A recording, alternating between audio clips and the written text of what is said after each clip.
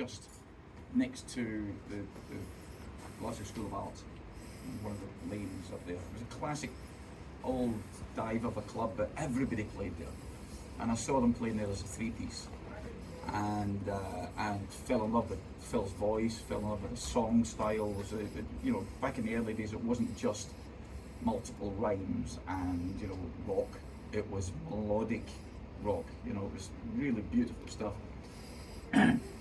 And then when I was driving around Glasgow in my band's transit van a few years later, I see Philip walking down the road. So I pull the transit over and I jump out and I go, "Hey, you won't remember I met you." He goes, "Yeah." I said, "Well, you know, I'm playing tonight, so I'm not going to see you at the thing." He said, "Okay." He said, "Well," I said, "What are you up to?" He said, "Well, I'm just going to, you know, just wander around and go and have a smoke and, you know, get something to eat." I said, "Well, come back to my place." Of course, I didn't tell him that my place was, you know, my parents' place. So I took him back to my house in Cambuslang. And my mum gave him egg and chips, and it was brilliant because it's classic mum stuff. You talk about ultimate embarrassment. She said to him, "Where are you from, son?" And he says, if Phil spoke really quietly,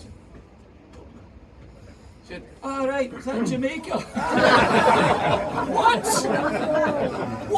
I'm trying to impress this guy. No idea.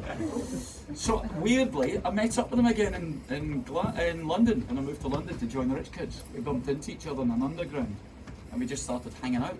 Absolutely brilliant, just great fun. And I was in the studio. I just joined Ultravox. I was in the studio finishing off the first Visage album, and I got a phone call from their office saying, "Phil's going to call you. He's in Arkansas." I said, "Okay." So he called up and said, "Look, Gary's out the band. You know, we've got another 3 weeks. We're opening up for Journey, playing these megadomes. Can you come out tomorrow?" And everything in my entire being was screaming, "You're not good enough, don't do it." But then, you know, you don't turn things like that down. You go, "Yeah, of course," and then figure it out, hopefully. So I packed all my stuff, and I got my big ghetto blaster. It was pre-Walkmans, and my big headphones, and a pile of cassettes that they'd left for me outside my flat, and a plane ticket. I thought, great, I've got to fly to New York, and then from New York down to New Orleans and meet up with them in New Orleans. So by the time I get to New Orleans, I'll have gone through most of the set. They're doing an opening spot, so it's less than an hour. So it's 12, 13 songs, whatever it happens to be. Of course, they flew me out in Concorde.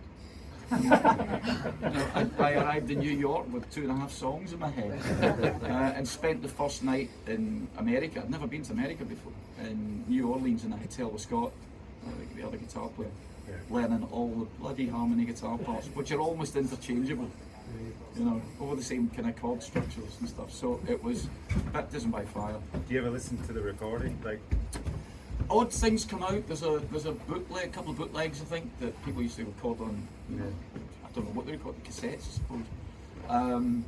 Something from Tokyo from 6 months later or whatever. I ended up doing a couple of tours while they were trying to find the ultimate replacement guitarist, which I don't think they ever found.